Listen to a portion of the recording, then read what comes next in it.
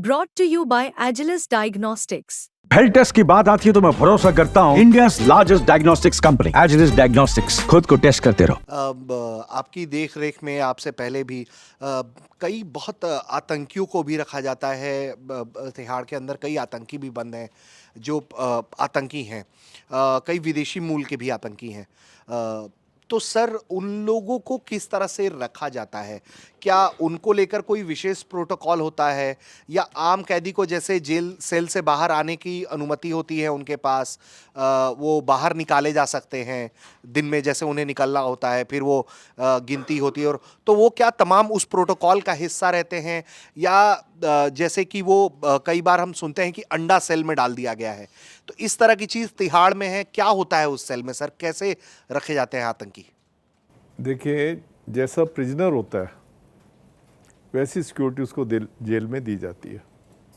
अगर एक प्रिजनर है, पहली बार जेल में आया है, वो फर्स्ट टाइम ऑफेंडर हो गया जी, तो उसको ऐसी जेल में रखेंगे जहाँ पे कोई इतनी सिक्योरिटी की ज़रूरत नहीं होती।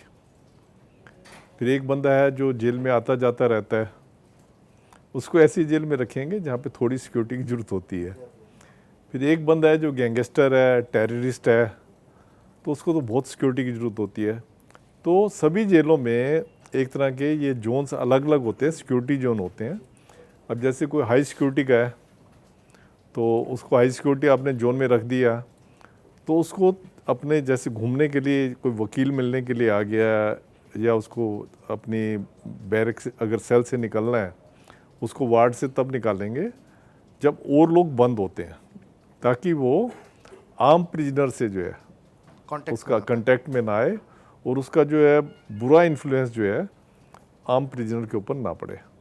तो ये सबसे पहला काम होता है जेल सुप्रेंट का, देखना कि कैजुअल प्रिजनर जो है किसी हैबिचुअल प्रिजनर के कांटेक्ट में ना आए। क्योंकि अगर हैबिचुअल प्रिजनर जो है कैजुअल प्रिजनर के कांटेक्ट में आ जाएगा, नंबर एक तो एक्सटॉर्शन होगा, नंबर दो जो है जो कैजुअल प्रिजनर है जिससे क्राइम जो है एक हादसे के तहत हो गया, किसी की बहन को कोई छेड़ रहा है, भाई ने नेचुरल अपनी बहन को बचाना है तो उसने उसको मारा तो मर गया, अब उसको जेल में डाल दिया, लाइफ इम्प्रिजनमेंट मिलेगी। तो ऐसे जो कैजुअल प्रिजनर होते हैं, ताकि अगर ये कांटेक्ट में आएंगे हैबिचुअल प्रिजनर के, कन्वर्ट हो सकता है। हाँ, तो हो सकता है उसके कांटेक्ट में आके हैबिचुअल प्रिजनर देखे यार ये तो बिल्कुल मेरे काम का है, इसको मैं अपने गैंग में शामिल कर लेता हूँ, तो गैंग में शामिल कर सकता है उसको। तो इसलिए हमारी पहली ड्यूटी होती है कि ये लोग एक दूसरे के कांटेक्ट में ना आए।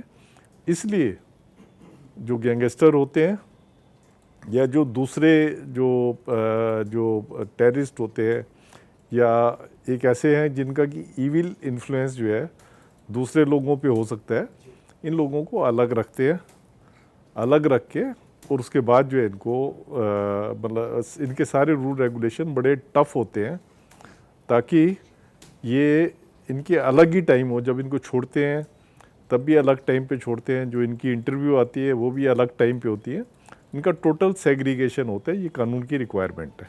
सर, वो अंडा सेल वाला पूछ रहा था मैं कि इस तरह के सेल्स क्या हैं और वहाँ कैसा सेल होता है वो सर? देखिए, अंडा सेल जो होता है ये बॉम्बे में है, बड़ा पॉपुलर हो गया अंडा सेल। हमारे यहाँ इनको हाई सिक्योरिटी वार्ड कहते हैं, वहाँ पे अंडा सेल कहते हैं।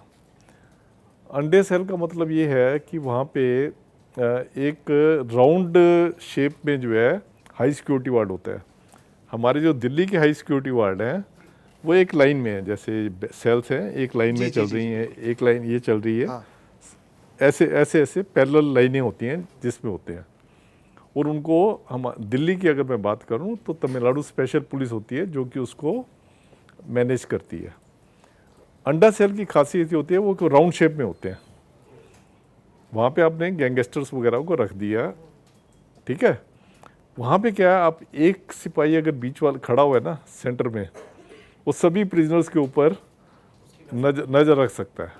तो इसलिए वो अंडा सेल होते हैं, इकोनॉमिकल हैं ये, क्योंकि हमारे को यहाँ हर एक रो में जो है वो पुलिस वाला खड़ा करना पड़ता है, और एक से ज़्यादा भी होते हैं कई बार कि वो जो हर एक प्रिजनर के ऊपर नज़र रखते हैं।